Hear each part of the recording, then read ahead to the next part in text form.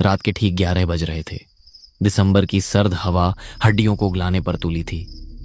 छायापुर गांव का वो छोटा सा रेलवे स्टेशन, जहां दिन में शायद ही कोई परिंदा पर मारता हो, रात में किसी कब्रिस्तान जैसा खामोश था। सिर्फ झिंगुरों की आवाज और दूर कहीं कुत्तों के रोने की गूंज। 3 दोस्त, आरव, मीरा और समीर, शादी की चकाचौंध और शोर शराबे से दूर अब इस वीराने में खड़े थे।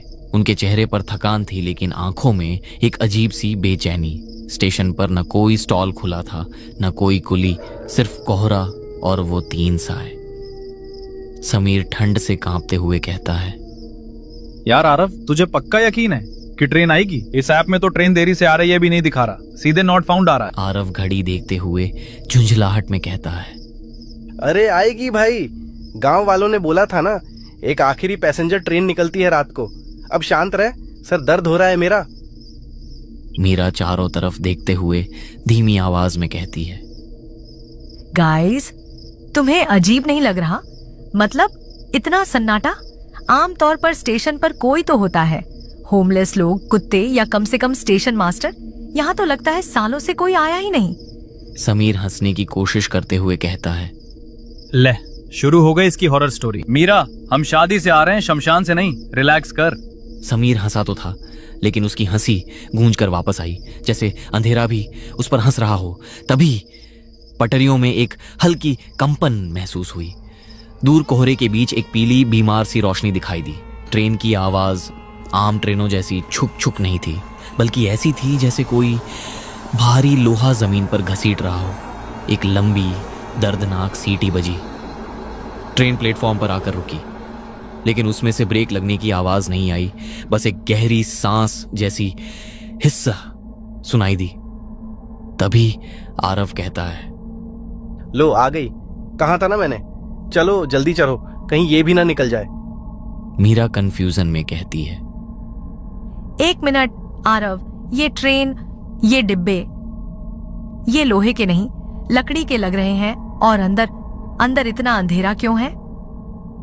मीरा को जवाब देते हुए समीर कहता है, अरे बिजली खराब होगी यार, तू चल ना, यहाँ ठंड से कुल्फी जम रही है मेरी। तीनों दोस्त हड़बड़ी में एक डिब्बे में चढ़ गए। उनके चढ़ते ही पीछे का लोहे का दरवाजा अपने आप बिना किसी आवाज के बंद हो गया। अंदर का नजारा किसी बुरे सपने जैसा था।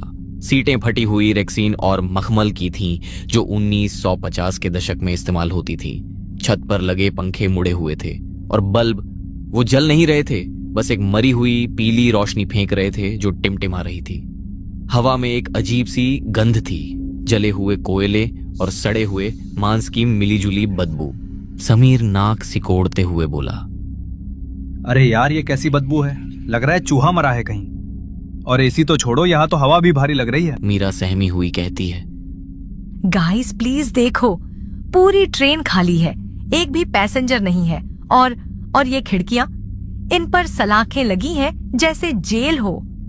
तभी आरव कहता है, मीरा, तू ज्यादा सोच रही है, ये पैसेंजर ट्रेन है, रात का वक्त है, खाली ही होगी। हम बैठते हैं, सुबह तक शहर पहुंच जाएंगे, तुम दोनों सो जाओ। आरव ने तर्क तो दे दिया, लेकिन उसका दिल भी जोर से धड़क रहा था। ट्रेन चल पड़ी थी, लेकिन उसकी गति बहुत अजीब थी, एकदम स्मूथ, जैसे वो पटरियों पर नहीं, हवा में तैर रही हो। बाहर का नजारा दिख नहीं रहा था, खिड़कियों के बाहर सिर्फ पिच ब्लैक अंधेरा था। तभी डिब्बे के आखिरी छोर से एक आवाज आई, जूतों की आवाज, टक टक टक। कोई भारी बूट पहनकर धीरे धीरे उनकी तरफ आ रहा था। मीरा फुसफुसाते हुए कहती है, कोई आ रहा है। कोहरे और धुएं के बीच से एक आकृति उभरी, एक टिकट चेकर। उसका कोट जगह जगह से फटा हुआ था और उस पर धूल की मोटी परत थी। उसने जो टोपी पहनी थी वो इतनी पुरानी थी कि उसका रंग काला पड़ चुका था। उसका चेहरा नीचे झुका हुआ था, अंधेरे में आंखें दिखाई नहीं दे रही थीं। वो उनके पास आकर रुका। ठंड अचानक और बढ़ गई। टीसी भारी और टूटी हुई आवाज में बोला, टिकट दिखाओ। समीर जल्दी से जेब टटोलते हुए कहता है, जी सर, ये लीजिए, जनरल टिकट है, हमने सोचा टीसी आएगा तो फाइन दे देंगे। समीर ने हाथ आगे बढ़ाया। टीसी ने अपना हाथ उठाया। उसका हाथ राख जैसा सफेद था और नाखून नीले पड़ चुके थे। उसने टिकट नहीं लिया, बस हवा में हाथ घुमाया जैसे कुछ स्कैन कर रहा हो। टीसी धीमे स्वर में बोला, सफर बहुत लंबा है, बहुत लंबा। तभी आरव दिमाग पर जोर डालते हुए बोला, क्या मतलब? 2 घंटे में पहुंच जाएंगे ना? टीसी ने पहली बार अपना सिर उठाया। उसकी आंखों में पुतलियां नहीं थी, सिर्फ सफेद कोरापन था। उसके होंठ नहीं हिले, लेकिन आवाज सीधे उनके दिमाग में गूंजी। टीसी कहता है, मंजिल नसीब वालों को मिलती है। इतना कहकर वो टीसी आगे बढ़ा। 2 कदम चला और फिर जैसे धुएं का बवंडर बनता है, वो हवा में घुल गया। मीरा चौंक जाती है और कहती है, वो कहाँ गया? तुमने देखा? वो अभी यहीं था, वो हवा में गायब हो गया। समीर पसीने पोंछते हुए घबराहट में बोला, शायद दूसरे डिब्बे में गया होगा यार, लाइट कम है, हमें धोखा हुआ होगा। मीरा कांपते हुए कहती है, नहीं समीर, वो इंसान नहीं था। उसकी आंखें देखी तुमने? मुझे घर जाना है आरव, चेन खींचो, ट्रेन रोको। आरव कहता है। मीरा शांत हो जा, मैं जाकर देखता हूं। आरव अपनी सीट से उठा और उस दिशा में बढ़ा जहां टीसी गायब हुआ था। मीरा और समीर भी उसके पीछे चिपक कर चलने लगे। अगले डिब्बे का दरवाजा खुला था। जैसे ही वो वहां पहुंचे, उन्हें लगा कि वो किसी दूसरी दुनिया में आ गए हैं। वहां जमीन पर एक महिला बैठी थी। उसके बाल बिखरे हुए थे और उसने एक पुरानी जरी वाली साड़ी पहनी थी जो कई जगहों से जली हुई थी। उसका चेहरा तो नहीं दिख रहा था, लेकिन वो हिल रही थी जैसे किसी बच्चे को लोरी सुना रही हो। मीरा कांपती आवाज में बोली, सुनिए, आप ठीक हैं? महिला की हलचल रुकी। उसने धीरे धीरे अपनी गर्दन मोड़ी, इतनी मोड़ी कि वो इंसानी हड्डी टूटने की आवाज के साथ पीछे घूम गई। उसका आधा चेहरा जला हुआ था। उसकी आंखों में बेइंतहा दर्द और खौफ था। उसने अपना हाथ उठाया। वो हाथ पूरी तरह पटरियों की तरह काला और जला हुआ था। महिला फुसफुसाते हुए लेकिन गूंजती आवाज में बोली, उतर जाओ, इससे पहले कि वो जाग जाए, उतर जाओ। समीर डरते हुए कहता है, कौन जाग जाएगा? महिला अचानक कहती है, आग, हर तरफ आग है, भागो। अचानक वो महिला चीखते हुए उनकी तरफ लपकी, लेकिन जैसे ही वो मीरा को छूने वाली थी, वो राख बनकर बिखर गई। तीनों दोस्त चीखते हुए पीछे गिरे। उनकी सांसें फूल चुकी थीं। आरव की नजर जमीन पर पड़ी एक चीज पर पड़ी। वो था धूल में सना हुआ एक पुराना अखबार। तभी आरव हांफते हुए बोला, ये क्या है? समीर उसे देख कहता है, अखबार है, पर ये इतना पीला क्यों है? हेडलाइन पढ़ते ही उसके पैरों तले जमीन खिसक गई। आरव अखबार पढ़ते हुए बोलता है, द टाइम्स ऑफ इंडिया, तारीख 13 दिसंबर 1953। मीरा टेंशन भरी आंखों से, 1953? क्या लिखा है आरव? आरव का गला सूखता है और आरव कहता है, हेडलाइन है, अंग्रेजों के द्वार की ट्रेन 13 मिडनाइट एक्सप्रेस एक डरावनी दुर्घटना का शिकार। इंजन फट गया, पूरी ट्रेन आग में झुलस गई, 800 यात्री मारे गए, कोई नहीं बचा। तभी समीर आंखें फाड़कर बोला, क्या बकवास कर रहा है? अगर सब मर गए तो हम किस में बैठे हैं? तभी मीरा तस्वीर की ओर इशारा करते हुए कहती है, आरव, फोटो देखो, ये वही औरत है जो अभी हमें दिखी थी और उसके पीछे वो टीसी खड़ा है। तभी पूरी ट्रेन की लाइटें एक साथ बुझ गईं। सिर्फ बाहर से आती हुई लाल रंग की चमक डिब्बे के अंदर आ रही थी। ट्रेन की रफ्तार अचानक बढ़ने लगी। छुक छुक की आवाज अब चीखों में बदल गई थी। ऐसा लग रहा था जैसे पहिए पटरियों पर नहीं, हड्डियों पर चल रहे हों।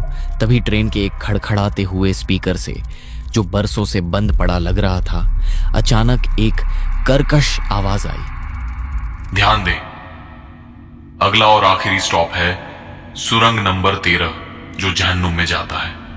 मीरा रोते हुए कहती है, यह सुरंग तो 1953 की दुर्घटना के बाद बंद कर दी गई थी। हम कहाँ जा रहे हैं? तभी समीर दरवाजे की तरफ भागा और उसे खोलने की कोशिश की, लेकिन वो वेल्डिंग की तरह जाम था। तभी खिड़की के कांच पर किसी ने जोर से हथेली मारी। देखते ही देखते कई जले हुए हाथ खिड़कियों पर चिपक गए। बाहर अनगिनत चेहरे थे, बिना आंखों वाले जले हुए चेहरे जो अंदर आने के लिए तड़प रहे थे। तभी फिर से टीसी आता है और कहता है, मंजिल आ गई है, टिकट का वक्त खत्म हुआ, अब किराया जिस्म से नहीं रूह से लिया जाएगा। वो टीसी अब एक राक्षस जैसा लग रहा था। वो धीरे धीरे उनकी तरफ बढ़ रहा था।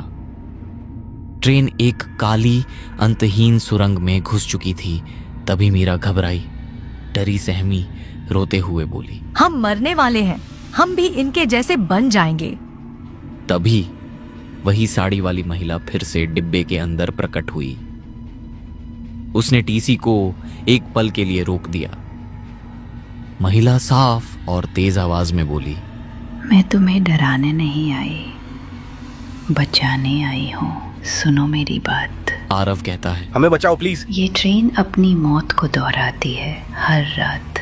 हम सब इसमें कैद हैं। जो भी इसमें चढ़ता है वो हमेशा के लिए इसका हिस्सा बन जाता है। लेकिन तुम्हारे पास एक मौका है। क्या करना होगा हमें? महिला कहती है, सुरंग के बीच में जहाँ एक्सीडेंट हुआ था वहाँ समय 1 सेकंड के लिए रुकता है।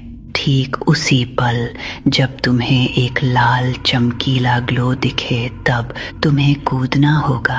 अगर एक पल भी देर हुई तो तुम हमेशा के लिए राख बन जाओगे। ट्रेन अब अपनी पूरी रफ्तार पर थी।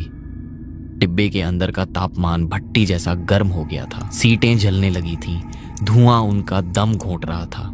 टीसी और बाकी परछाइयां उस महिला की रोशनी को चीरकर आगे बढ़ रहे थे। टीसी गुस्से में हुए बोला, नहीं, तुम इन्हें जाने नहीं दे सकती, ये हमारे हैं। महिला तीनों को कहती है, तैयार रहो, वो पल आने वाला है। ट्रेन एक जोरदार झटके के साथ कांपी। ऐसा लगा जैसे ट्रेन किसी अदृश्य दीवार से टकराई हो। सब कुछ स्लो मोशन में हो गया। सामने सुरंग के अंधेरे में एक खूनी लाल रोशनी दिखाई दी। महिला कहती है, अभी कूदो, जल्दी से आओ। आरव ने कहा, लेकिन दरवाजा बंद है, खुल नहीं रहा है।